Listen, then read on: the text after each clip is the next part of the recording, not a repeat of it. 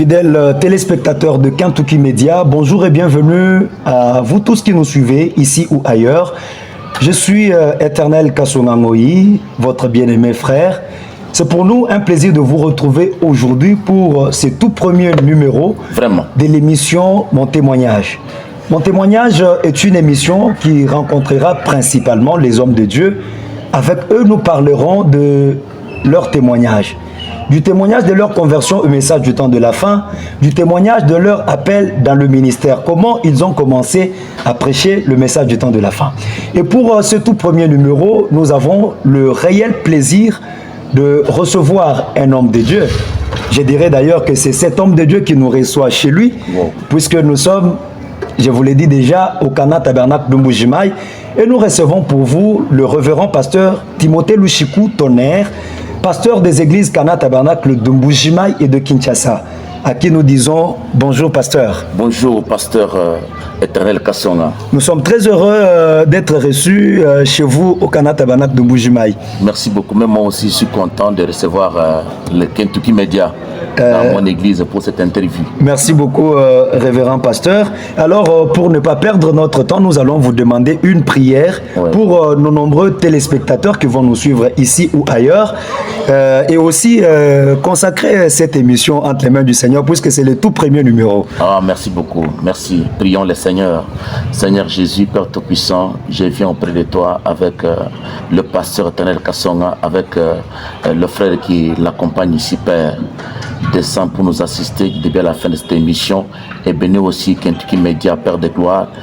Descends pour nous aider et assister même les gens qui vont nous écouter afin que tu puisses, Père de gloire, les fortifier aussi à travers ces grands témoignages qu'on pourra parler ici. Aide-nous du début à la fin de cette émission pour ta grâce Christ. Amen. Amen. En tout cas, que le Seigneur Jésus-Christ vous bénisse encore. Nous n'avons pas vraiment de temps à perdre, mais bien avant de commencer cette émission, nous vous demandons de vous abonner à notre chaîne YouTube Kentucky Media Info.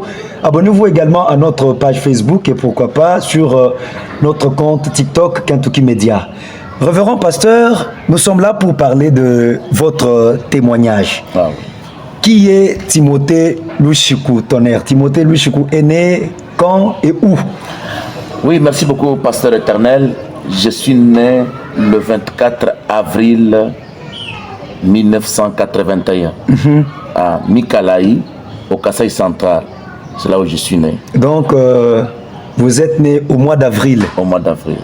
Le mois de la naissance et de la vie. Oui, le mois où le Seigneur Jésus était né. Le mois où le prophète Branham était né. C'était un mois pour moi, un mois spécial. En tout cas. Je suis né au mois d'avril, c'est pour cela. Même mon église de Kinshasa, je l'ai débuté aussi au mois d'avril. Celui-ci aussi a été débuté aussi au mois d'avril. En tout cas, que le Seigneur vous bénisse, révérend pasteur. Amen. Vous êtes le quantième de votre famille? Je suis l'aîné de la famille. Je suis l'aîné de la famille. Papa et maman sont en vie. Mon père sera ici le vendredi. Il viendra aussi pour m'honorer avec ses 20 ans de l'anniversaire de notre église. Ok. Alors, révérend pasteur, nous vous connaissons comme prédicateur du message du temps de la fin. Comment êtes-vous arrivé dans le message? Vous êtes né dans le message ou bien vous avez entendu parler du message et puis le Seigneur vous a appelé? Parlez-nous un peu de votre conversion au message du temps de la fin. Oui, pasteur Éternel et nos éditeurs qui nous écoutent. Moi, je ne suis pas né dans le message.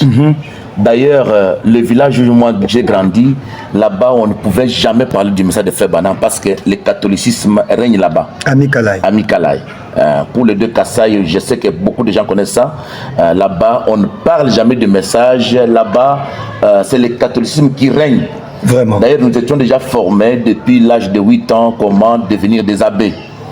Alors, comme on était des élus de Dieu, Dieu a permis que nous puissions croire ce message. Je crois qu'avec notre émission, je vais vous éclaircir comment j'écris le message. Ce n'est pas que chez nous, à Mikalaï, il y avait le message. Non, non, non, chez nous, on ne pouvait pas dire Frère Branham existait. On ne pouvait même pas entendre parler de Frère Branham.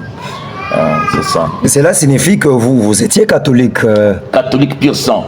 On a pris le baptême dans l'église catholique, nous avons été baptisés là-bas, on a fait d'autres choses qu'on appelle c'est-à-dire confirmation du Saint-Esprit, qu'on nous donnait les gifles là. Alors on a fait tout ça.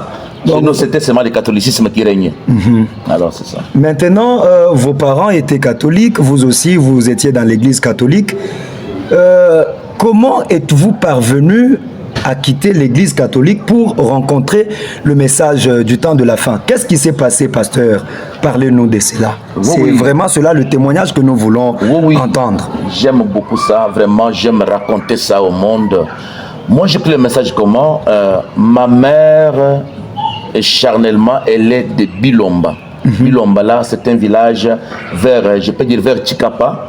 Ma mère est de Bilomba, d'un groupement qu'on appelle Malumouchidi. D'ailleurs, là-bas, c'est là où tous ses frères étaient dans le message. Ils avaient déjà pris le message depuis longtemps, le pasteur Mokendi Malou, et était déjà dans le message. Mais à Mikalaï, où nous étions, il n'y avait pas le message. Depuis que maman a quitté là-bas pour être avec mon père, comme chez nous, il n'y avait pas le message, maman ne priait pas encore dans le message. Vraiment, on manquait où aller parce qu'il n'y avait pas d'église. Vraiment.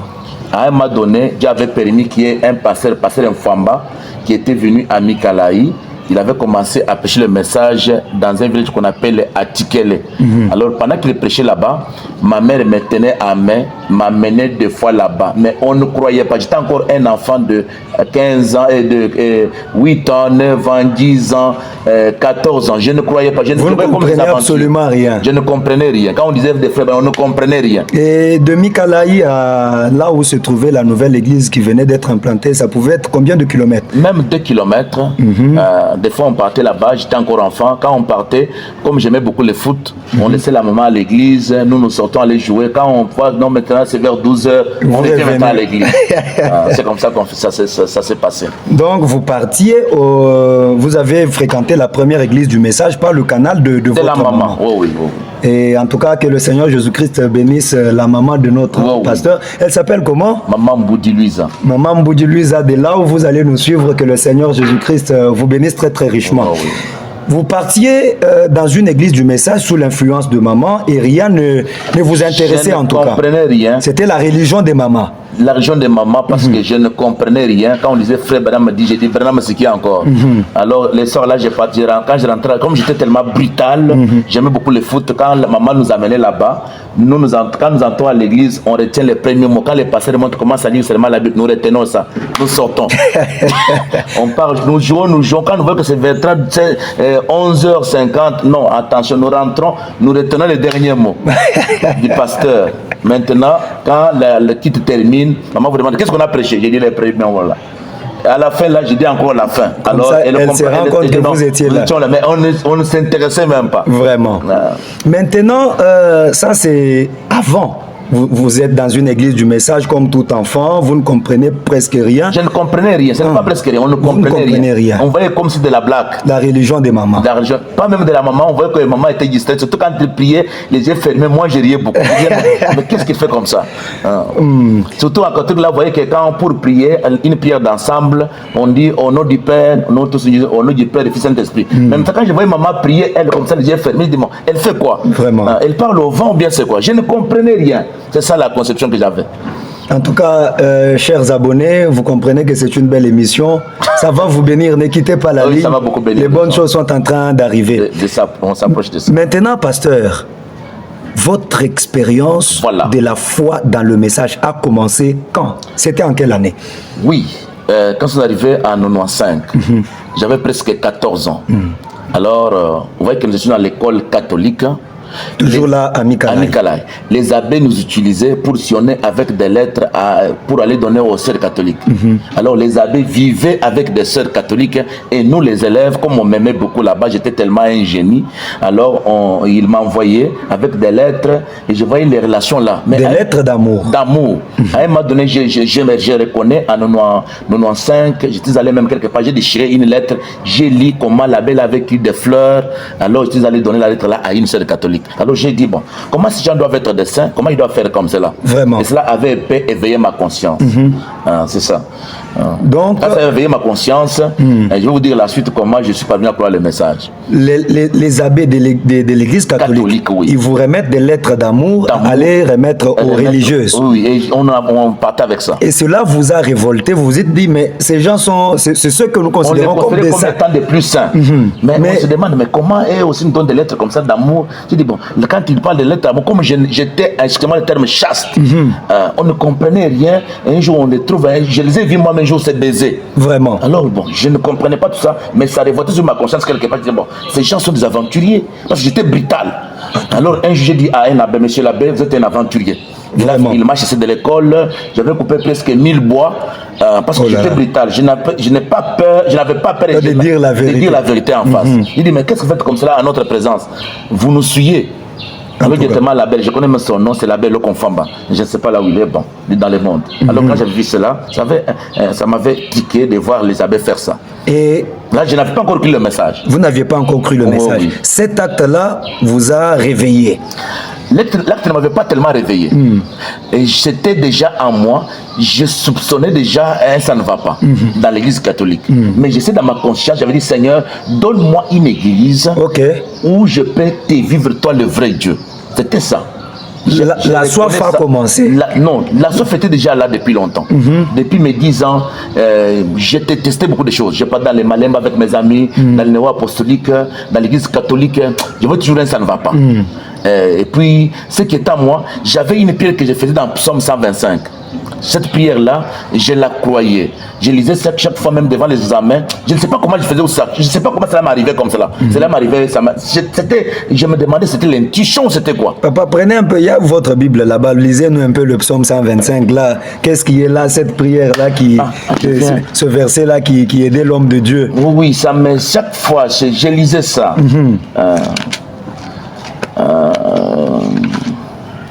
Fidèles abonnés, on lit d'abord le verset là, puisque c'est important, ça peut aider quelqu'un.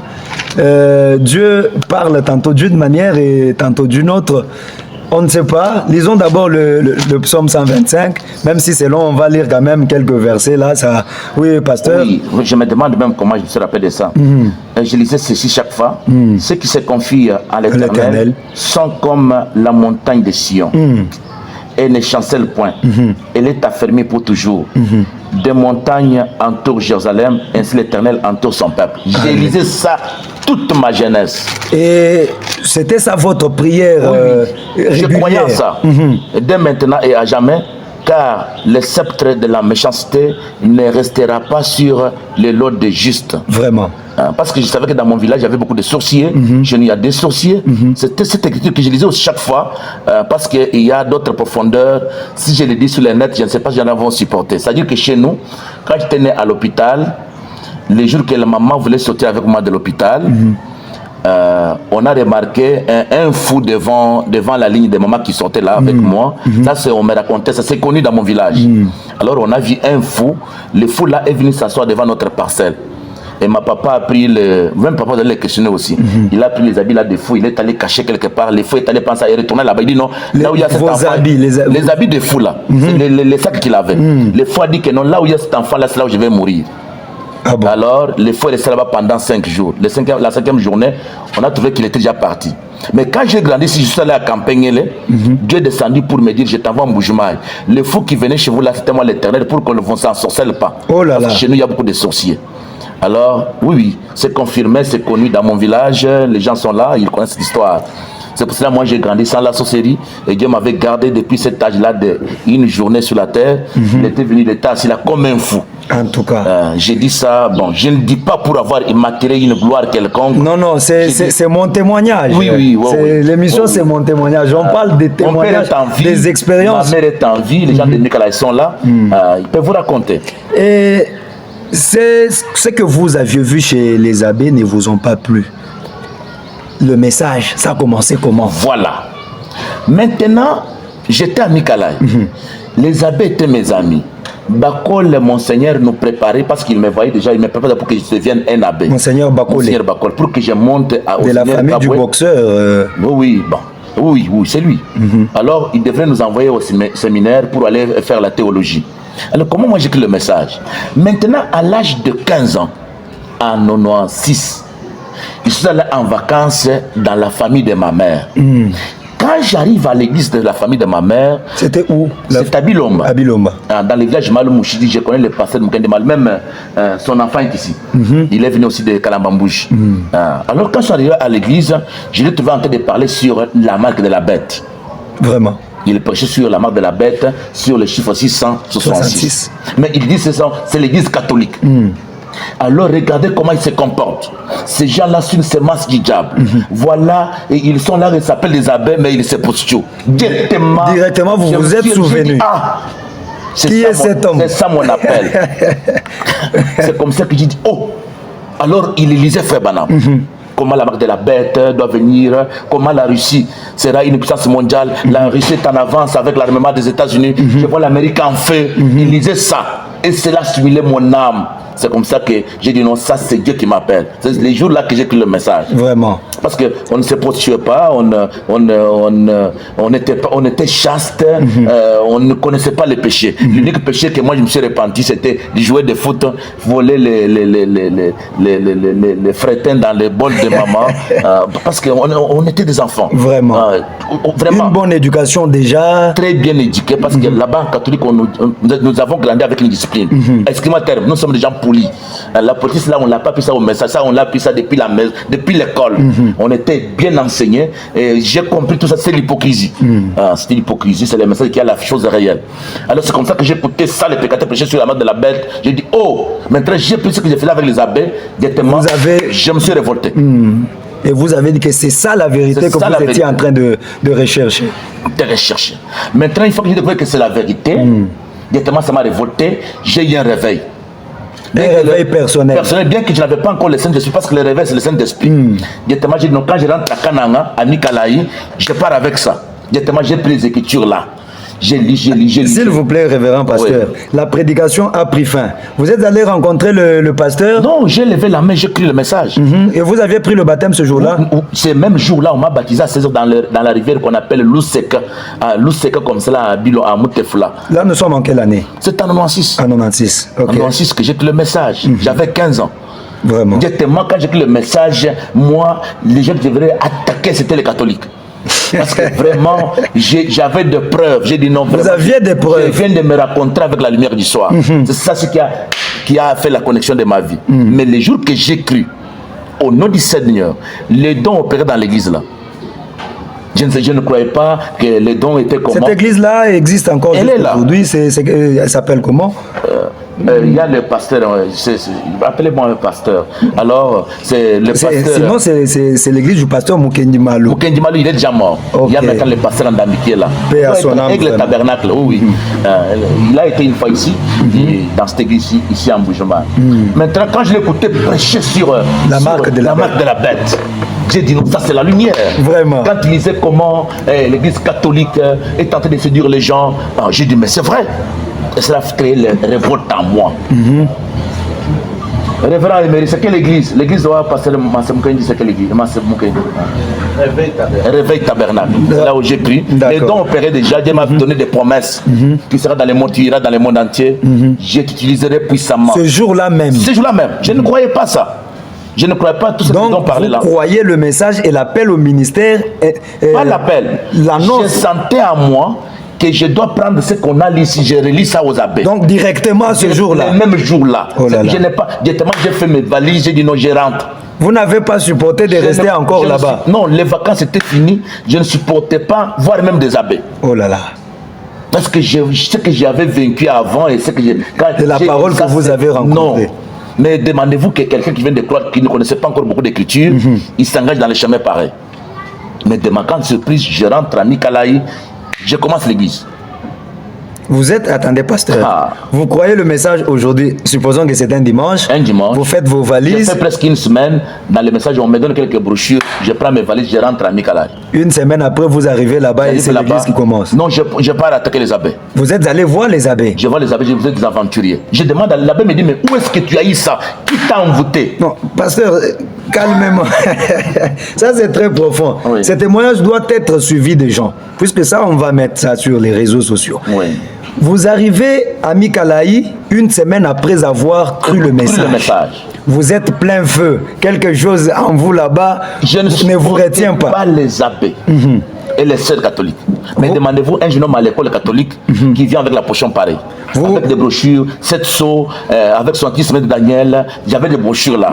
Alors vraiment, cela a été devenu mon absolu. Mais je n'avais pas peur, j'ai braqué, maintenant je pars voir l'abbé. Vous êtes rentré à Mikalaï, vous êtes allé au couvent? J'étais là, oui. C'était des amis intimes. Ils m'envoyaient partout. Maintenant, j'arrive au couvent. Vous arrivez au couvent pour rencontrer l'abbé. L'abbé Lokonfamba. Je le vois en face. Mes amis sont là, mes collègues sont là dans le monde. J'ai dit à l'abbé, vous êtes perdu. Il me dit, mais comment tu me dis ça que je suis perdu? Tu n'as pas encore étudié, tu es encore un homme qui est... Alors qu'il s'attendait que vous alliez faire la théologie. Oui, il me dit, mais qu'est-ce qu'il y a eu? Raconte-moi. Je commence à lui raconter. Il me dit, non. Il a appelé l'autre abbé, il dit, non, amène cet enfant auprès de Monseigneur Bakol. Alors, pour qu'il puisse prier pour vous chasser. Non, pas chasser. Bakol devrait m'écouter parce qu'ils avaient une philosophie. Quand quelqu'un veut se révolter comme cela, on cherche comment le mater et le mater pour que les choses ne puissent pas s'éclater. Et moi aussi, la lumière était déjà en moi. Oh là là, gloire à Dieu. Maintenant, nous arrivons devant Monseigneur Bakol. Bakol me regarde, il me tourne, il me dit, dis-moi ce que tu as eu. Je raconte à Bakol, je raconte. Il me dit, il dit aux abbés, sortez. Il entre au tiroir. En 96, il fait sortir les brochures des frères Branham. Monseigneur, c'était un grand homme. C'était un grand homme dans ce monde. C'était un homme connu dans ce monde. Il me fait sortir les brochures. Il me dit, je te donne ça, mais ne dis à personne que je t'avais donné ça. C'est vrai. Il me dit, va de l'avant, mais ne révoltez pas tes collègues. Alléluia. Et tellement la folie m'a attrapé. Il m'a remis ça. Directement, une fois qu'il m'a remis ça, nous étions avec lui à deux. Il m'a dit, mais ne révoltez pas tous tes frères. Tu peux partir, mais sache que cette religion est contre notre religion. Mais nous savons que c'est un prophète qui est aux États-Unis, mais qui t'a parlé de lui. Tu n'as jamais été aux États-Unis. Mais cacher ces problèmes, ne présentez pas directement moi qui directement j'ai nogé. Alléluia. C'est comme ça que j'ai pris. Directement, je rentre chez nous à Bakwamèche. Je pars chez Famba. Famba commence à dire non, Jésus est déjà venu. Alors moi là-bas, on m'avait dit que non. Tant que vous voyez que la Russie est dans l'armement avancé avec les États-Unis, avant que Jésus ne vienne, la Russie va détruire l'armée. Une bombe. J'ai dit, il ment. Comme j'avais cette onction, j'ai dit en Famba, tu mens. Alors je suis sorti de son église, j'ai dit non. J'ai commencé mon église avec ma mère. Il dit, maman, cet homme n'a pas le chemin du ciel. Il ne répète pas bien les prophètes. Alors moi, je suis devenu pasteur. Les gens commençaient à aller jouer le foot. N'ayant pas encore reçu le Saint-Esprit. Pas le Saint-Esprit. Alors j'ai commencé à prêcher, les gens sont l'église était pleine. L'église est encore là. Avec cette révélation-là. Oui, j'ai commencé à parler seulement sur ça. Regardez la Russie, les rois du Nord. Regardez Los Angeles. Il y aura un pape américain, comme le dit Frère Branham. Il y aura ceci. J'ai commencé à parler sur la parole prophétique là. Mais de ma grande surprise, je l'ai dit au nom du Seigneur. En restant avec l'église là, pendant une année, 2 ans, 3 ans, une onction est descendue une nuit parce qu'on priait beaucoup la nuit.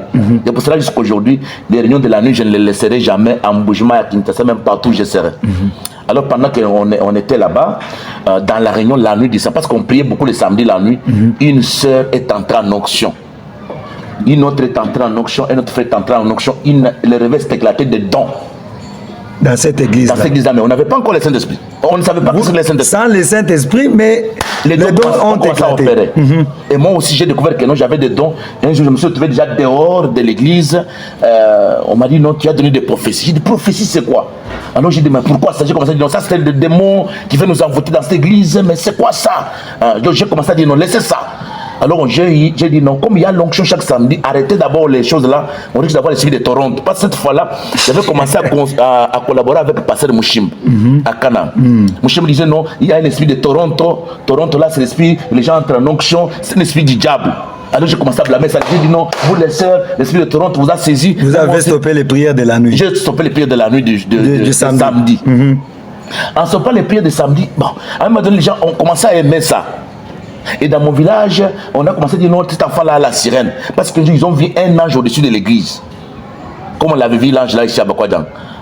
Alors l'ange était au-dessus de l'église. Moi, je ne savais pas que l'ange c'était quoi. On a dit, non, on a vu quelqu'un blanc sur votre église là, en train de sillonner les samedis que nous prions là. Il dit, non, on arrête, c'est un esprit de Toronto qui est venu pour nous envoûter. Alors, on a arrêté les prières de la nuit. Mais tout le monde témoignait, disait, mais il y a l'onction. Et j'ai dit, non. Et puis j'ai dit, ne m'appelez pas pasteur, parce que j'ai joué mes foot. J'ai joué les foot. Donc vous prêchez l'évangile et après vous allez jouer au foot. Non, il venait me récupérer au foot. Oh là là. Je reconnais des frères. Il y a un autre qui m'a dit qu'il va venir ici. Il m'a pris une autre fois au foot pour venir prêcher. Je prêche, je termine, on rentre dans nos jeux. Alors c'était normal, ils m'ont supporté. Et cela pendant une année? Pas une année. C'est de 96, 97, 98 jusqu'en 2000. Vous jouez au foot et puis vous venez prêcher le message. Et après un temps, j'ai connu même mon jambe s'était cassé au foot. Vraiment? Alors, oui. Alors Mouchima m'a appelé et il a dit, mais un pasteur ne peut pas juger. J'ai dit, donnez-moi une écriture. Parce qu'il n'y a pas l'écriture. Parce que nous, on s'est basé sur les écritures. On ne se basait pas sur les dons, comme les gens pensent aujourd'hui. Non, on se basait sur les... C'est l'écriture qui doit me convaincre. Alors, il est vu, il m'a dit des écritures, d'éviter les jeux et consorts. C'est alors que j'ai arrêté le foot à cause de plaies de cassures de jambes que j'avais connues. Vous aviez connu. Maintenant, en 2000, je vois les pasteurs Katen et Josué avec un vieux papa de, je ne sais pas, le pasteur Malo connaît le nom de papa, il appelle le pasteur. Le papa là, je ne connais plus son nom, le pasteur Moïse. Le pasteur émérite, c'est Moïse qui? Moïse. Le pasteur là, ils sont venus dans notre église là. Ils disent non, ils nous ont posé la question, avez-vous reçu le Saint-Esprit depuis que vous avez cru? Nous leur avons demandé qu'est-ce que c'était des missionnaires. Des missionnaires. C'était Moïse. Pasteur Moïse Ntumba. Moïse Ntumba. Il est venu là, il nous dit, le Saint-Esprit c'est quoi encore? Alors, le Saint-Esprit... Vous ne connaissiez pas le Saint-Esprit? Non. On ne s'attendait pas à ça. Il nous a dit non, le Saint-Esprit c'est Christ en vous.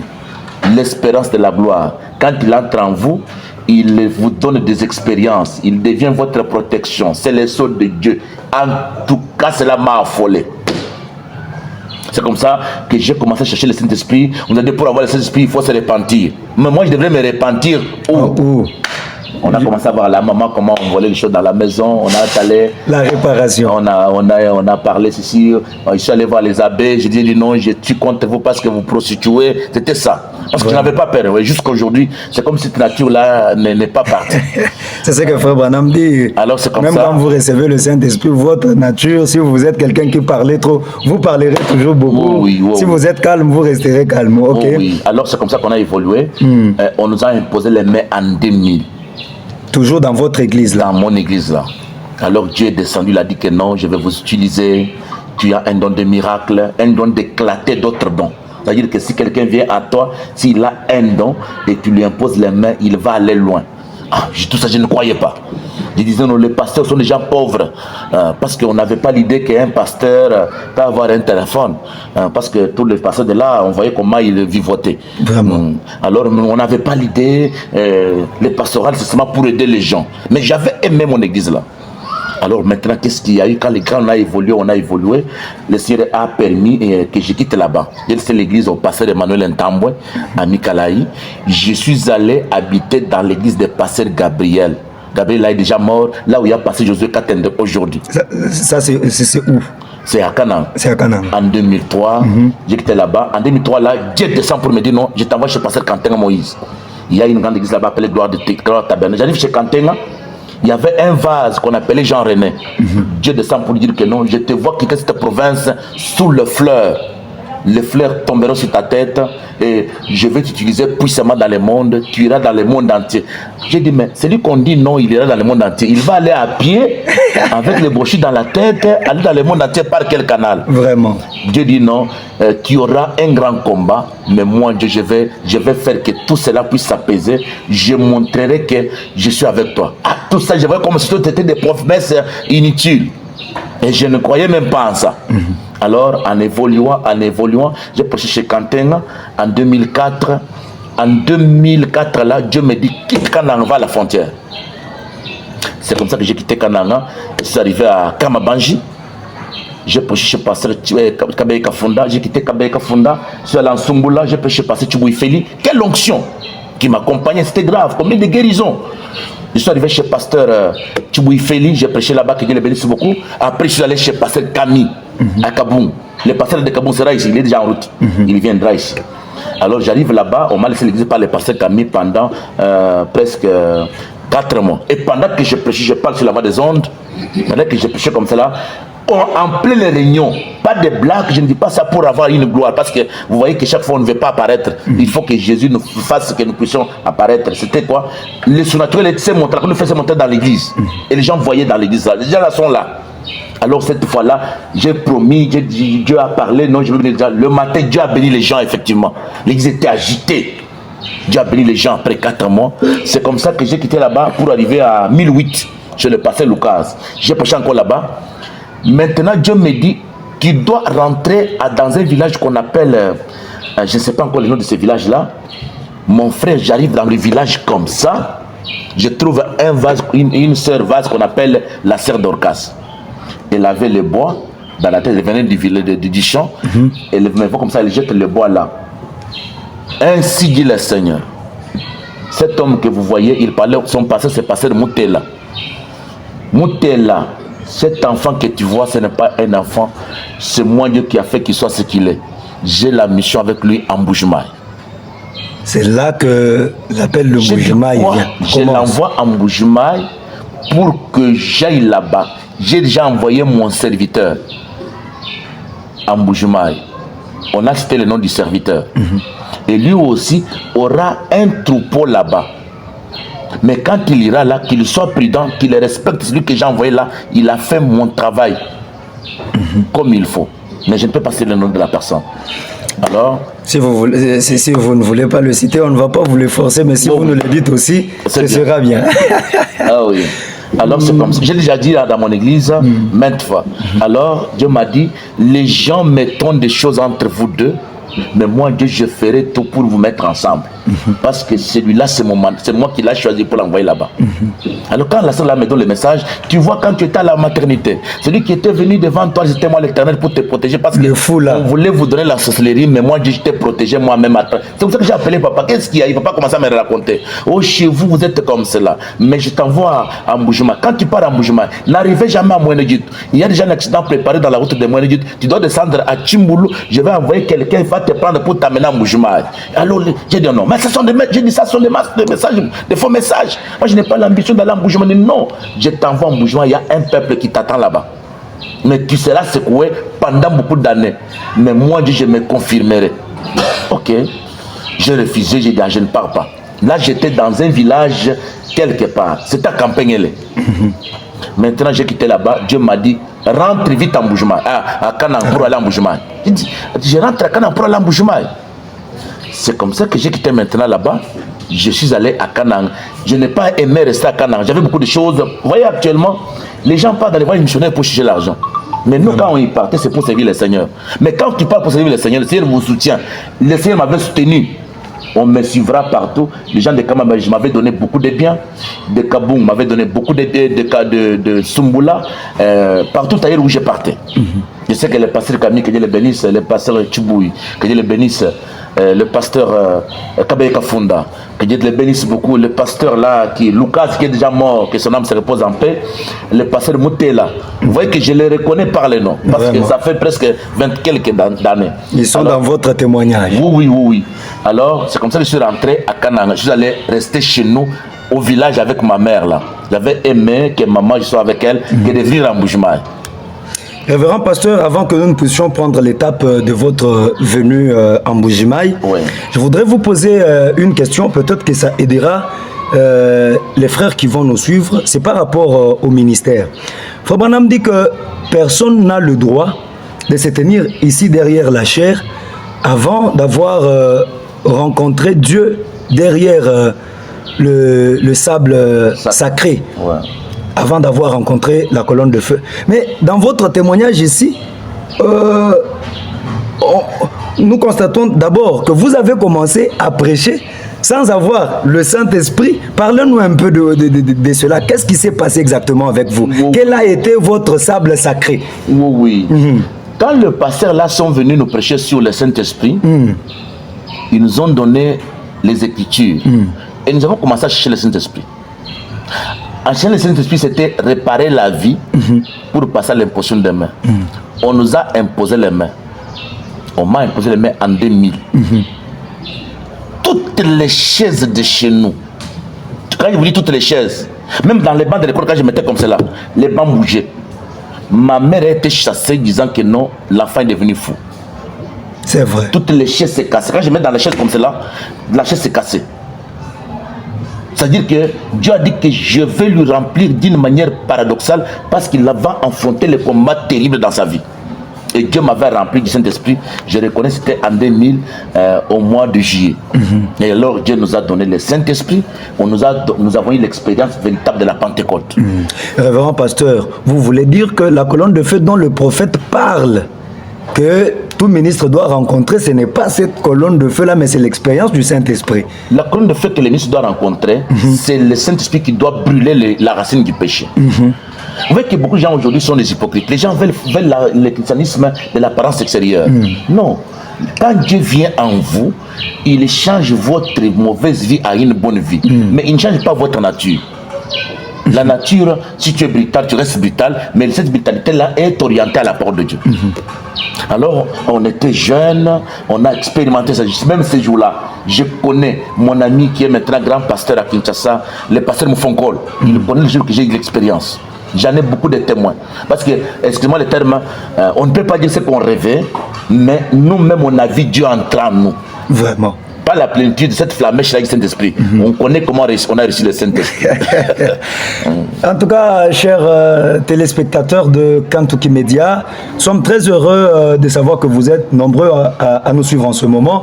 C'est l'émission Mon témoignage qui reçoit pour vous aujourd'hui le révérend pasteur Timothée Lushiku Tonnerre. Avec lui, nous sommes en train de parler de son expérience, comment il a cru le message, son appel au ministère. On va en venir à la manifestation qu'il a au mois d'avril ici, le 20e anniversaire de Cana Tabernacle. Alors, révérend pasteur, revenons à Mikalaï, vous êtes rentré là où maman se trouvait. Vous ne vouliez pas vraiment venir en Bujimaï. Je ne voulais pas. Ah. Il disait qu'en Bujimaï, il y a des grands hommes, je savais qu'il y a des grands hommes de Dieu. Moi, je vais aller là-bas commencer l'église où je n'avais pas l'argent, je ne connaissais personne en Bujimaï, pas une famille en Bujimaï. J'allais venir en Bujimaï comment? J'ai dit, ah non, ça sont des aventures, parce que mes ambitions étaient d'aller à Kinshasa, arriver aussi ailleurs. Venir en Bujimaï, c'était comme reculer en arrière. Maintenant, vous êtes resté avec maman. Qu'est-ce qui vous a convaincu maintenant de venir en Bujimaï? C'est là où la voix d'audible a commencé. La voix audible a commencé ce jour-là. Tout ce temps, je n'avais pas la voix audible. J'ai eu la voix audible ce jour-là. C'est-à-dire que je suis assis comme cela. Quelqu'un vous dit à l'oreille, si tu ne parles pas, je tue ta mère que tu aimes ici. Je ne t'ai pas encore marié. Oh là là. Alors j'ai dit non. Si c'est toi Dieu qui me dit, je te demande qu'elle commence à tomber malade. J'ai dit comme cela, après 2 minutes, maman entre à la maison, elle rentre, elle commence à trembler avec le froid. Elle est là en vie. J'ai dit bon, effectivement elle est malade. Non, si elle est malade, qu'elle tombe un peu dans la chaise. Elle tombe vraiment dans la chaise. J'ai dit, ah. Vraiment. Parce que quand Dieu vous parle, il faut avoir la conviction. L'écriture qui me rassurait beaucoup, c'était l'écriture de Gideon. Vous voyez que Gideon, si Dieu est avec nous, sont les miracles. Gideon, avant d'aller à la bataille, il avait dit non, si c'est l'Éternel qui m'a parlé, je vais mettre cette tension ici. Demain que la rosée soit seulement là-bas. Mais il devrait vraiment tester Dieu. Qui n'est pas un grand père frère. Dieu, ce n'est pas. On doit voir des preuves palpables. Il dit, Allah Mboujima, non. Mais je ne peux pas aller en Mboujima comme ça. Il faut que lui-même me parle et qu'il puisse me donner des convictions. Et Dieu descend lui-même me dit non. Quand tu parles, quand les choses vous seront difficiles, dis ces mots, dis ces mots, dis ces mots. Alors ces mots-là sont mes secrets. Et chaque fois quand je suis devant des problèmes, je dis seulement ces mots-là, le ciel entre en scène. Alors c'est ce qu'il y a eu. J'ai dit non, je ne pars pas. J'ai dit à maman, j'ai dit bon, si c'est toi, je l'impose la main qu'elle soit guérie sur place. J'impose la main sur place guérie. Alléluia. C'est pour ça que je lui ai dit non maman, il y a un problème. Je lui raconte, elle me dit non, tu ne pars pas. Elle a refusé. Elle a refusé, il dit non, si je ne pars pas, tu auras des problèmes. Elle m'a dit non, tu ne pars pas. La voix là, ça peut être l'esprit de Totoron. Parce que cette fois-là, comme les choses. Vous êtes rentré dans votre église là? Non, non. Là, je me suis révolté justement près de Mouchimba. Parce que le réveil que j'avais, je voyais que j'ai dit non. Quand on m'a donné le Saint-Esprit, j'ai compris non. Mouchimba ne croyait pas ce que nous croyons. C'est comme ça que je me suis révolté. J'ai dit non, c'est fini. Moi maintenant avec le ciel. Non, frère, vous voyez que... Cette église-là, c'est Quelle église? Celle de Mikalaï. Elle est là, non? Maintenant, quand vous êtes rentré chez vous à Mikalaï... C'est là où on est venu nous imposer les mains. Ah, ok. C'est là où le pasteur a été venu passer Josué Katen. C'est là où ils avaient tenu des réveils pour que nous recevions le Saint-Esprit. Ah, c'est ça. Maintenant, révérend pasteur, on dit de vous que vous êtes des Kamwesha. Mais vous avez parlé ici, on n'a pas entendu parler de Kamwesha. Parlez-nous un peu de quelle est votre relation avec Kamwesha. Peut-être que vous nous cachez ça, vous ne voulez pas nous dire que vous êtes des Kamwesha. Oui, vous savez mes frères, je sais que c'est une chose que beaucoup de gens attendaient. C'est une chose que beaucoup de gens imaginaient. Je n'ai jamais été à Kamwesha. Vous n'avez jamais été à Kamwesha? Jamais et jamais. J'ai reçu le Saint-Esprit dans mon église à Mikalaï par les mains de Moïse dont on vient de parler et les pasteurs de Josué qui m'ont imposé la main. Quel Moïse? Chibola ou Moïse qui? Moïse, me demandez l'explication, c'est Moïse qui? Est-ce qu'à Kamwesha il y a Moïse? Il y a deux Moïse là-bas. Moïse, hein? Moïse Ntumba. Oui, c'est pas Moïse Chibola, c'est un serviteur de Dieu. Il est dans son église, mais bon, moi je l'ai connu ici en Mbuji-Mayi à travers des autres, mais je n'ai jamais taqué. Il ne m'a jamais imposé la main et il ne m'imposera pas la main. Donc ce n'est pas eux qui sont vos anciens. Non, ah non, il ne faut pas dire ça. Je viens de vous raconter toute une histoire. Oui. Ah, nous vous posons ces questions parce que c'est ce que nous entendons partout à la cité. Ça fait mal. Il a ses croyants, ils sont nombreux dans le monde, mais moi je ne suis pas son croyant. Okay. Il est témoin, c'est un serviteur de Dieu que je respecte beaucoup. Moi je sais qu'on est venu dans les messages pour se jeter des pierres. Mais nous collaborons avec tout le monde. Mais je n'ai jamais été à Kamwesha. Il ne m'a jamais imposé les mains. Il ne m'imposera pas les mains. Le réveil, l'onction, la puissance qui se manifeste dans votre ministère ne vient pas de là. Non, non. Comme ça se raconte partout à la cité. Oui, celui qui raconte ça, il est en train de pécher. Sincèrement, je ne voulais même pas de vous le dire. Je n'ai jamais été à Kamwesha. Je viens de vous dire ceux qui m'ont imposé les mains pour le Saint-Esprit. Maintenant, maman refuse que vous puissiez venir en Mbuji-Mayi. Comment vous vous êtes retrouvé ici, puisque votre maman que vous aimiez beaucoup, qui vous aime jusqu'à présent et que vous aimez jusqu'à maintenant, a refusé. Comment vous vous êtes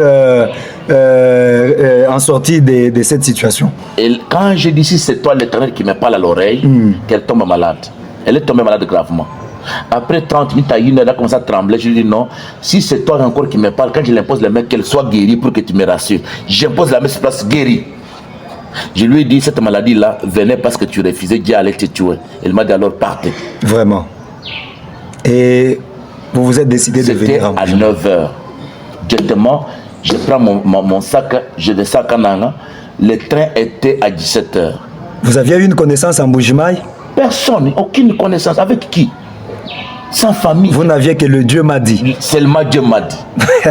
Non, pas seulement Dieu m'a dit, parce que moi je ne crois pas tout ce que les gens parlent. J'avais la conviction de ce qui se parlait à mon oreille. C'est cela, bien sûr, c'est que Dieu vous a dit. Rassure. Maintenant, quand j'arrive, j'ai dit, moi, si c'est toi, que je trouve le train facilement. Je trouve que non, les billets étaient déjà presque finis. Le train voulait déjà démarrer. Je vois un monsieur descendre et me dit, non, je te vends ma place. Donne-moi l'argent. C'est comme ça que je lui ai remis l'argent. C'était le 18 mars 2005. Le monsieur là prend l'argent, il me remet les billets. J'entre, je m'assois dans le train. Je me suis dans le train démarre. Et pendant que le train a démarré, je sens d'aller me soulager. Je pars à la douche, je me croise avec quelqu'un.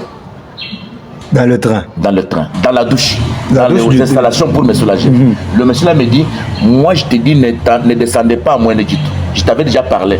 Descends à Tchimboulou, parce que j'avais pris les billets pour descendre à Mwenedjit. Descends à Tchimboulou, j'enverrai une moto te prendra. Alors quand tu vas te prendre, ça va t'amener à Boya, des Boy, tu vas arriver en Mbuji-Mayi. Pasteur, attendez. Le monsieur que vous avez rencontré, un être physique comme ça... Pas une vision. Je ne parle pas d'une voix. Mais quand il me parlait là, il ne me regardait pas. Vous, au moins, vous l'aviez, vous le regardez. Je l'ai regardé, mais je n'ai pas fixé sa figure. Alors quand il m'a dit ça, j'ai dit ok. Il m'a dit non, là-bas, il y a beaucoup d'accidents qui se passent sur la route de Mwenedjit. Mais j'ai dit, mais comment toi tu connais là où je viens, là où je pars? Il m'a fait semblant, il est parti. C'est comme ça que je suis venu, je suis arrivé à où c'est dans la gare qu'on appelle je ne sais pas comment on appelle encore là-bas, je descends quelque part là, je descends dans cette gare-là, c'était à Tchimboul. Je descends là-bas, il y a le pasteur là, au nom du Seigneur, il est encore en vie. Il m'a accueilli, je lui dis, je suis un jeune prédicateur. Il me dit, toi, jeune prédicateur, tu pars où? Moi, je pars en Boujima. Je dis non. Il me dit non, en Boujima, tu pars faire quoi? Non, je pars faire l'église. Ah, petit, rentre. Je dis non, je pars, j'ai une mission à accomplir pour le Seigneur. Il m'a accueilli chez lui, son nom c'est pasteur Lys. Le matin, je sors dans la route comme cela, une moto vient. Boujima. Vraiment. Directement, j'ai payé l'argent, on m'a pris aussi là-bas. Jusque chez pasteur Cam. Et je savais que c'était ça en Boujima. À Boy, à son église de l'église de Boy. Ça c'est Mbujimaï. J'ai cru que Boy là c'était Mbujimaï. Je demande ici c'est où non, on m'a dit non c'est à Boy. À Boy. Je suis allé chez Cam. J'ai trouvé les diacres. Ah c'est les diacres qui? Vous les connaissez oui? Les diacres de chez Pasteur Cam. J'arrive là-bas, les diacres là me reçoit. Il me dit tu viens d'où? Je lui ai raconté. Tu pars où? Je pars faire les hommes. Il me dit ah parce que tu montes. Mais monsieur, à ton âge ici. Cette fois-là, ici, pour faire l'église, ce n'était pas comme maintenant. Le terrain était difficile. Non, le terrain était difficile. Très difficile. Non, trop difficile même. Cette fois-là, il y avait des tendances encore de secondes venues qui bougeaient. Jésus est venu, Jésus n'est pas venu. Bon, ce n'était pas comme maintenant. Maintenant, le diable là me dit, il m'a donné la nourriture avec les sardines, ni Jules. J'ai mangé, j'ai fini. Après, il me demande, tu pars en Boujma? Il m'a dit, je pars en Boujma faire l'église. Il m'a dit, bon, je lui ai dit non. Dans 10 années, tu attendras parler de mon Dieu. Il me dit, mais toi tu parles avec quelle conviction comme ça? Il dit non, Dieu m'a dit de l'embouchement. Il me dit, Dieu te dit par quel canal? Je lui dis non, laissez-moi tranquille. C'est comme ça que j'ai quitté maintenant Niabi et Boya à 5h, à 4h. Cette fois-là, on se réveillait à 5h, à 2h, 3h. Vers 5h, on était là-bas à la gare de Boy. Ne sachant pas où aller. Regardant la ville comme celle-là, j'ai dit bon, maintenant, me voici en Boujima. J'ai fait la prière. Ici, là-bas, au niveau de la gare de Boy. De la gare de Boy, là, assis. Sans famille, sans connaissance. Sans famille, sans connaissance. Oh là là. C'est fort. Dieu est grand. Alléluia. Je manquais même où manger. Vraiment. Parce que je n'avais pas là où manger. Et puis, c'est fort. C'est fort, des fois les gens parlent des choses dans la bouche. Mais ce jour-là, c'était difficile. En tout cas, mesdames et messieurs, vous tous qui nous suivez, c'est l'émission Mon Témoignage qui reçoit pour vous, pour ce tout premier numéro, le révérend pasteur Timothée Louchikou Tonnerre. Avec lui, nous sommes en train de parler de son expérience, son appel au ministère, sa foi dans le message. Et c'est de tout cela que nous sommes en train de parler. Des grands témoignages et des expériences personnelles. Révérend pasteur, vous arrivez en Boujimaï, c'était en quelle année? C'était en 2005, au mois de mars. Un matin. Un matin à 5h du matin. Vous n'avez nulle part où aller? Nulle part où aller. Et vous dites quoi à Dieu quand vous êtes arrivé en Boujimaï? J'ai dit à Dieu, Seigneur, me voici dans la ville où tu veux que je sois. Mais si tu ne veux pas que je sois ici, ne permettez pas que j'en souffre beaucoup. Parce que quand même, je vivais dans une vie, bien que mes parents ne sont pas avec beaucoup de moyens, mais je n'ai jamais souffert. Toute ma jeunesse, j'étais bien gâté. Ils étaient au village, mais j'étais bien gâté. Alors, quand je suis arrivé là-bas, je me suis demandé, je vais dormir où? Je vais aller où? Alors, je me suis vu là-bas et j'ai fait la prière. Je dis, Seigneur, si c'est toi qui m'envoies ici, envoie-moi quelqu'un qui n'est pas croyant du message, qui soit un païen, qui peut m'aimer seulement. Pendant que je suis resté là-bas, après un petit moment là, je vois un monsieur, il vient là, il me récupère. Ce matin-là?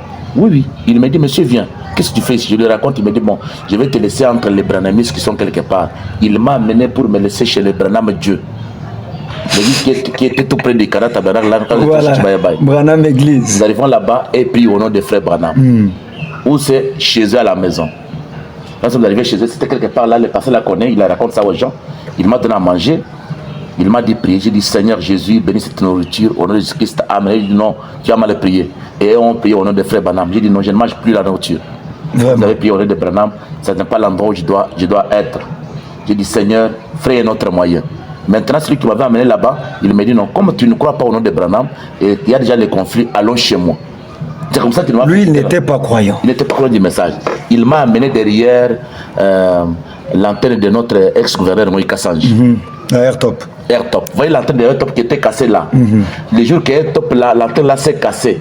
C'est le jour que j'étais en bougement derrière, là j'étais derrière. C'était les démons. L'ancien AirTop ou l'ancien AirTop là. Voilà. Vous voyez l'entrée juste au niveau de KB de luxe. Oui, l'entrée qui était cassée. Tu connais ce que l'entrée a été cassée, non? Bon, je n'ai pas vraiment de souvenance par rapport à ça. Oui, l'entrée qui était cassée là, c'était les démons qui avaient fait pour que moi, si l'antenne était tombée sur notre maison, j'allais mourir. Vraiment. C'était les démons qui me tentaient pour m'éliminer avant que la mission ne commence.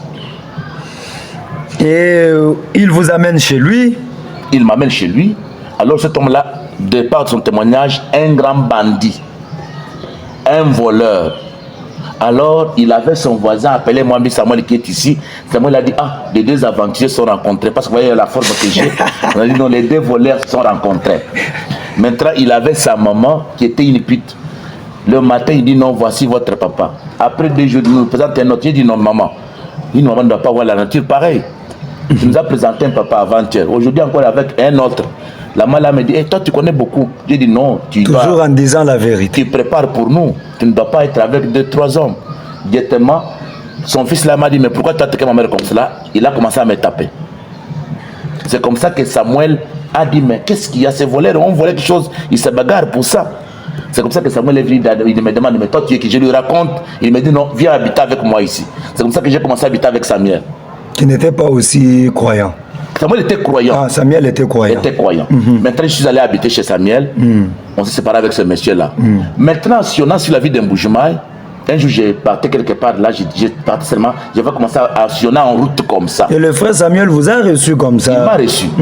Parce qu'il lui avait dit non, Dieu m'a envoyé. Mais comme lui aussi avait déjà les séquelles du réveil, il a dit non, il n'y a pas de problème. Je suis resté avec Samuel. Il était aussi chez son grand frère. Vraiment. Maintenant, si on a, je me croise avec un homme qu'on appelle Saint-Fils. Qui est Saint-Fils? Un croyant que j'avais croisé à Kaboum, j'avais prié pour lui, qu'il lui avait béni avec l'argent. C'est comme ça que son fils me dira, oui, je connais ton ministère. Ton ministère m'a béni aujourd'hui. Alors, je vais te mettre en contact avec les gens quelque part de ma famille. Tu vas commencer à les prêcher. C'est comme ça qu'il m'amènera ici, derrière ce sauveur ici. Non, là où il y a mon sillon. C'est vrai. J'arrive là-bas, comme j'étais encore petit, on regarde là, on dit, ah, nous avons eu un jeune pasteur. Ces gens-là m'ont aimé. Directement, je devrais faire le premier sermon le 5 avril. J'arrive là-bas, le papa là, il était polygame. Sa femme est devenue d'abord, je peux dire, diacre. Et là, a commencé à placer des chaises. Et j'ai fait le premier sermon. Et qu'est-ce qu'elle était le terme? Qu'est-ce que Canaan? Canaan, c'est le pays que l'Israël, que Dieu avait promis à l'Israël. Mais au Canaan, il y a toujours la guerre. Une fois que je dis ça, je lis une écriture, ils te feront la guerre, ils ne te vaincront jamais. Jérémie 15-20. Toutes les pites qui étaient venues de mes côtés là sont entrées en onction. Et c'est comme ça que Canaan a commencé le 5 avril. Vraiment. Et quand Canaan commence là-bas, après un temps, les gens, l'onction est descendue. La gloire de Shekinah est descendue. C'est comme ça que Canaan a commencé. Les gens ont commencé à parler du Canaan, chacun parlait de sa manière. Révérend pasteur Timothée Louchikou, merci beaucoup pour tout ce témoignage. En tout cas, le temps file vraiment à sa fin. Nous voudrions en tout cas maintenant, nous allons revenir pour continuer avec le témoignage. Mais puisque d'ici là, Cana Tabernacle de Mboujima, il y aura 20 ans. Et 20 ans, c'est pas peu. C'est vraiment un grand garçon qui peut déjà entrer en mariage. Oh oui. Nous allons parler de la convention que vous allez organiser au mois d'avril. Ce sera en quelle date, révérend pasteur? Merci beaucoup, le pasteur Jean Éternel Kassonga. C'est du 2 au 6 avril. Nous allons commencer le mercredi, je peux dire mercredi en 8. C'est-à-dire déjà la semaine prochaine. Alors c'est du 2 au 6. Je disais les réunions de réveil, mais en quelque sorte, ce n'est plus les réunions de réveil. Les choses sont en train de changer. C'est la convention. En tout cas, j'ai évité ce mot, la convention, mais fin de compte, on est tombé dans la convention. Pourquoi je dis la convention? Parce que les gens s'intéressent, beaucoup de pasteurs s'intéressent à venir parce qu'ils me disent que mais, on sent pousser à venir là-bas. C'est ça. Alors, 20 ans de Canaan Tabernacle. S'il vous faut résumer les 20 ans en un mot, qu'est-ce que vous pouvez dire? Oui, si je peux résumer tout ça en un mot, en tout cas, sur la terre, ne comptez pas sur vous-même. Ne comptez pas sur les gens. Ne comptez pas sur ta connaissance. Ne comptez pas sur ton argent. Il y a un homme qui secourt des gens qui sont sans appui. Je suis venu ici sans famille, sans l'argent. Personne ne me croyait. On me voyait comme un aventurier. Surtout ma démarche et la forme que Dieu m'a donnée. Personne ne me croyait. Personne ne me comprenait. Vraiment. Personne ne me soutenait. Mais il y a un seul secours qui m'a soutenu. C'est Jésus-Christ. Alors, pour résumer tout ça, il faut compter sur Dieu. Sur la terre, ne flattez personne, flattez Jésus-Christ. Il y a un seul homme capable de tout sauf échouer. Même si je dis c'est par ma connaissance, si je dis c'est à cause des dons que j'ai, vraiment c'est mensonge. Parce qu'il y a des moments que j'ai traversés, je ne crois pas que dans ce monde on est à deux. À part Frère Banam et Jésus-Christ. Ils ont passé par là où nous avons passé. Vraiment. Mais ce que Dieu m'a fait comme grâce, je ne suis pas esclave de mon péché, de mon passé. Le passé me rassure et le passé me prépare à affronter l'avenir. Mais je ne suis pas esclave de mon passé. Je ne retiens rien de mal contre quelqu'un de tout ce qui s'est passé dans mon passé. Mais le pardon, c'est une grande chose qui est dans ma vie. En tout cas, si j'étais esclave de mon passé, j'allais être rancunier avec des gens. J'ai compris que sur la terre, pour que Dieu puisse nous former, comme Frère Branham dit dans l'exposé, Dieu nous forme les caractères par des peines. Et Dieu lui-même voulait me former. C'est pour ça qu'il m'a fait passer par les fours là, pour que je puisse devenir ce que je suis. Revenons à la convention, révérend pasteur. Nous avons ici l'affiche. De grandes figures du message du temps de la fin seront au Cana Tabernacle. Nous voyons le révérend André Vibidila Mwanamanyanga. Il y a le révérend pasteur Laurent-Pierre Ilunga Mukubi, le révérend Léonard Kayumbi, le pasteur Kalinda Wangoyi de Luputa, le pasteur Lubamba. Jean Bunda. Jean Bunda, Lubamba. Oui. Tous ces hommes de Dieu, comment êtes-vous parvenu à les convaincre? C'est la question qui se pose partout à la cité. Comment êtes-vous arrivé à réunir tous ces poids lourds du message du temps de la fin au Kasaï et en RDC? Merci beaucoup, monsieur le journaliste. Je sais que je vous appelle maintenant journaliste. C'est une question pertinente que je vous demanderai de publier beaucoup cette facette ici que je voulais vous parler. Il y a nos frères qui ont la vision que le réveil, c'est les dons. On allait d'ailleurs en venir au oui, thème. On va arriver là-bas. J'ai côtoyé tous ces pasteurs. Et d'autres pensent que des fois, quand dans leurs églises, il n'y a pas les dons, ils n'ont pas le Saint-Esprit. Et pourtant, ceux qui disent qu'ils ont des dons, ils ne sont même pas tout près du Saint-Esprit. Comme c'était votre cas au début là-bas. Oui. Mais pourtant, ces gens que j'ai choisis, ils sont pleins du Saint-Esprit. Amen. Je ne dis pas ces paroles par l'enthousiasme. Je sais ce que je parle. Toi, tu connais que je ne flatte personne. Et j'ai marché avec l'André Vibidi de Manamanyang. Vraiment. Plein de Dieu en lui. Vous confirmez? Je ne dis pas ça pour qu'il m'aime, bien qu'il m'a déjà aimé. J'ai marché avec Kalukaï Mbibeye, j'étais avec lui dans beaucoup de choses. Excusez-moi pour le dire aujourd'hui. Dans beaucoup de choses comme quelle chose. Il y avait des conflits quelque part. Léonard et moi, nous sommes partis avec lui.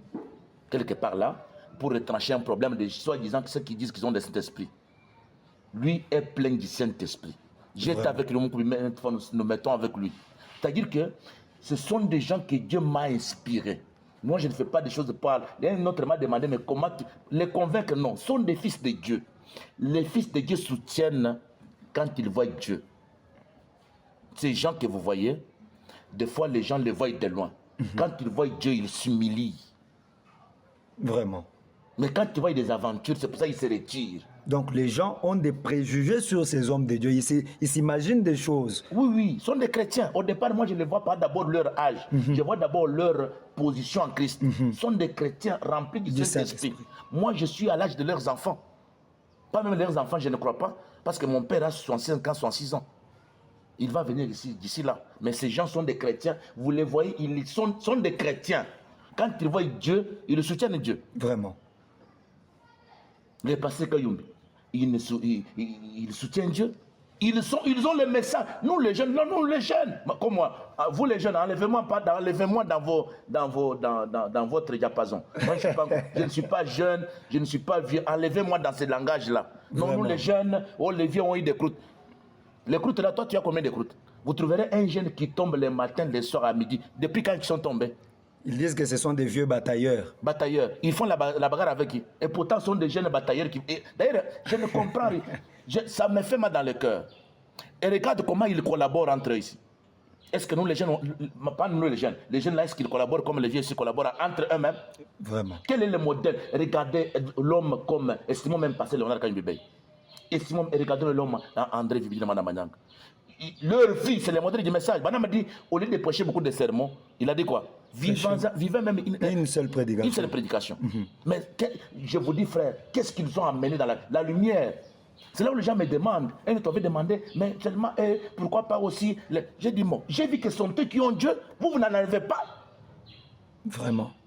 Alors moi, je ne peux pas être avoir l'enthousiasme, je dois faire l'équilibre. Non, j'ai vu que ce sont eux qui ont Dieu. Ils vont venir ici, prêcher sur leur Dieu là, ici.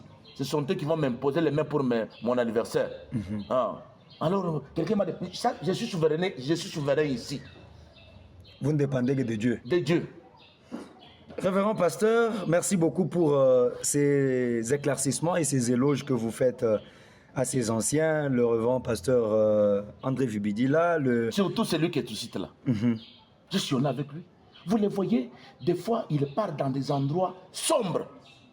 J'étais avec lui dans un village, excusez-moi le terme, des conflits. Il reste jusqu'à 21h, 22h assis. Excusez-moi le terme, pour rien chercher. Mais nous, les jeunes d'actuel, quand nous allons dans les villages missionnaires, nous pensons que non, on va me donner l'offrande de $100. Mais lui, là-bas, dans la brousse, là-bas, en combat, vraiment. Il est là assis comme ça. Et fin de compte, il dit non, pasteur, vous avez exagéré. Il parle, son âge là. Mais nous, les jeunes assis ici, en train de tomber dans des hôtels, maintenant on dit non, ces gens-là n'ont pas les... Ça c'est joué, frère. Quel Saint-Esprit, ils ont eu des croûtes. Quelle croûte? Les croûtes, les gens ne comprennent pas les croûtes. Des vieux aigles.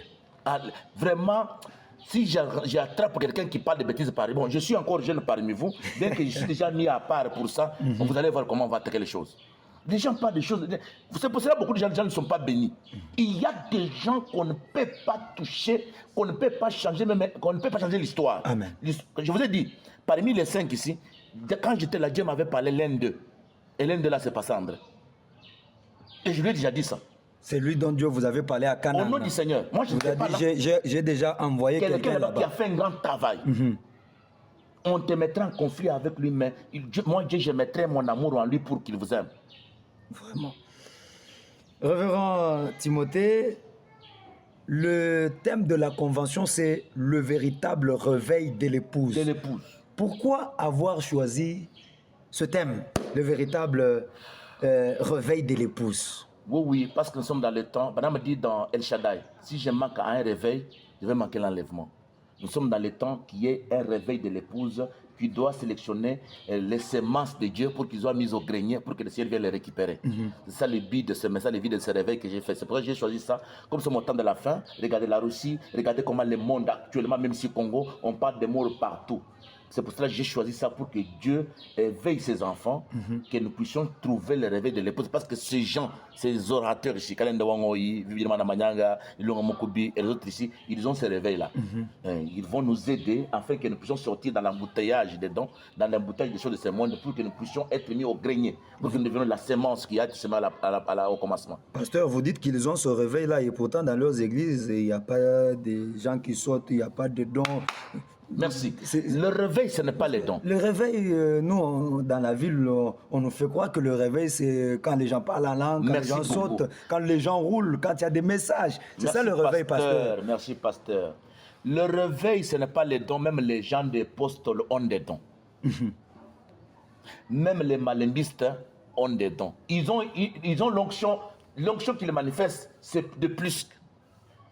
Mais le réveil, c'est quoi?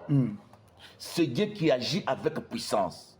Et quand Dieu agit avec puissance, ce n'est pas les dons qui agissent avec puissance.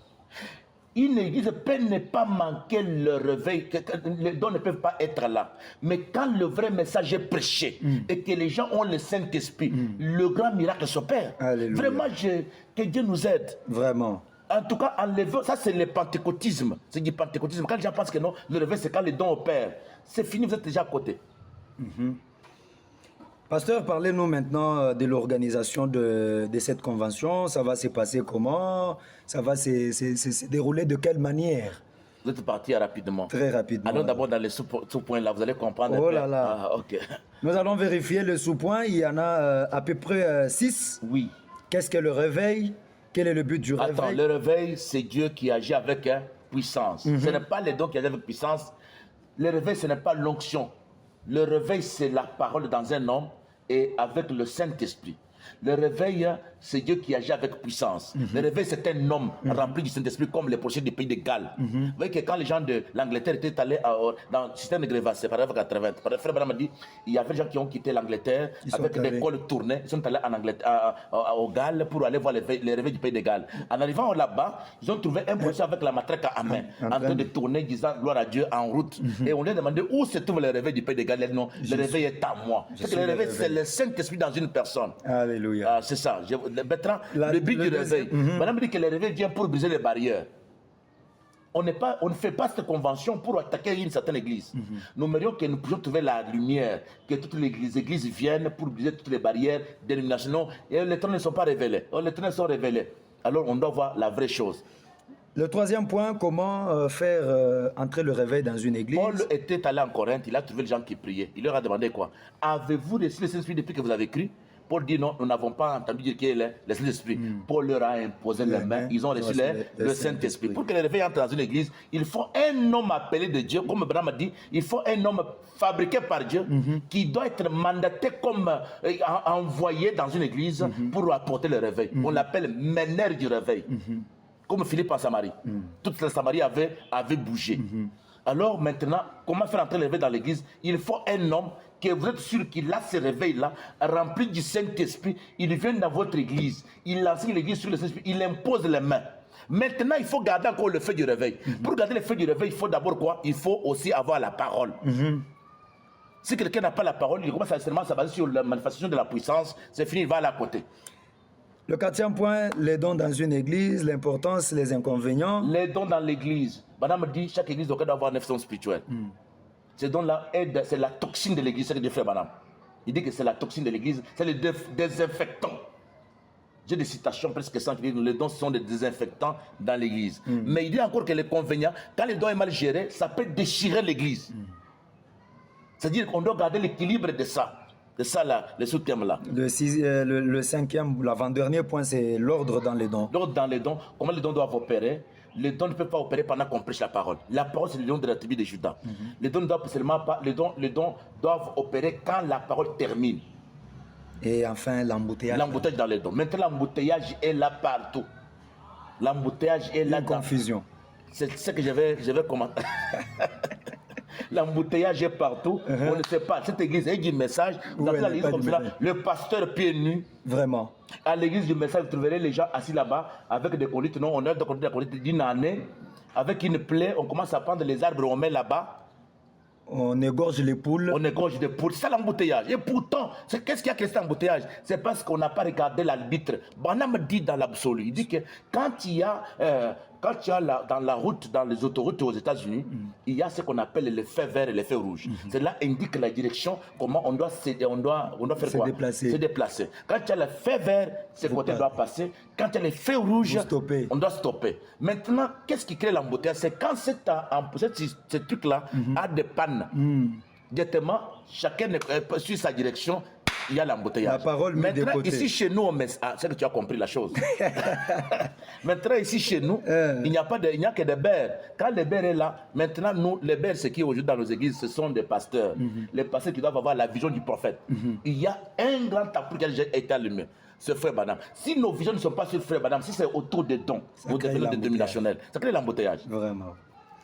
Que le Seigneur Jésus-Christ vous bénisse, révérend pasteur. Amen. Je vois que vous avez votre thème en vous-même. Non, je suis bien prêt.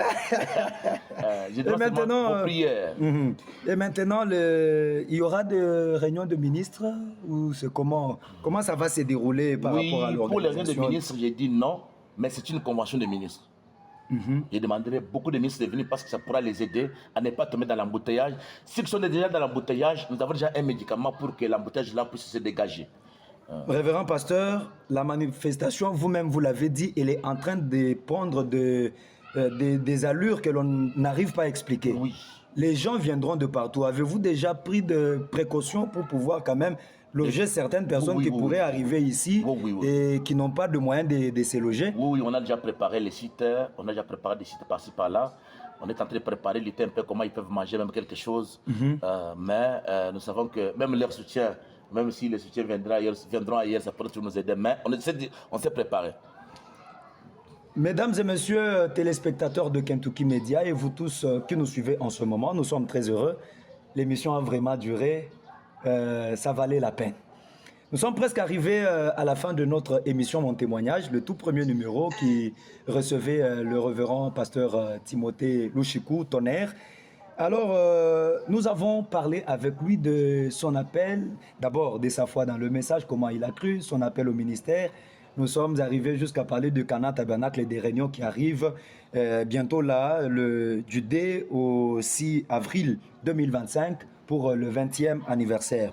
Révérend pasteur, nous sommes arrivés presque à la fin. Avez-vous quelque chose que vous devriez dire que vous n'êtes pas parvenu à dire pendant que nous étions en train de nous entretenir? Un mot? Oui. Il y en a beaucoup de choses que je peux dire, mais... Je crois de toutes les façons que ce n'est pas la première émission, on reviendra encore. Je voulais vous dire ceci, mes chers frères et sœurs qui me suivent ailleurs. Comme les gens disaient que cette réunion est organisée pour dénigrer tel groupe de gens, non, cela n'est pas dans notre intention. En tout cas, personnellement, je n'aime pas attaquer les gens. Et je n'ai jamais, c'est ma première fois de faire l'émission pareille. On ne veut pas apparaître, nous voulons que Christ puisse apparaître dans nos vies. On n'a pas l'intention d'humilier un groupe de gens. Je demande à tout le monde de venir. Vous allez comprendre la vision que nous avons. La vision qui est là, c'est quelle vision? Et que les gens comprennent qu'ils sont dans l'embouteillage. Alors que les gens comprennent que non, nos anciens ici ont amené la vraie parole et le vrai message et la vraie puissance dans ce message. C'est ça un peu ce que je peux dire. Que le Seigneur Jésus-Christ vous bénisse, révérend pasteur. Nous sommes arrivés à la fin de notre émission, chers téléspectateurs. Si vous avez apprécié l'émission, non, ils vont beaucoup apprécier. N'hésitez pas de remercier le révérend qui nous a accordé cette interview. Remerciez également notre frère Emmanuel Kantenga qui était derrière la caméra. Nous sommes là à votre service. Et nous serons ici pour vous servir. Et pour l'instant, il ne nous reste qu'à vous dire au revoir et à très bientôt pour une nouvelle émission. Si vous avez besoin de nous contacter pour participer dans cette émission, contactez-nous au numéro qui est affiché au bas de votre écran. Du reste, que le Seigneur Jésus-Christ vous bénisse et à très bientôt. Merci beaucoup.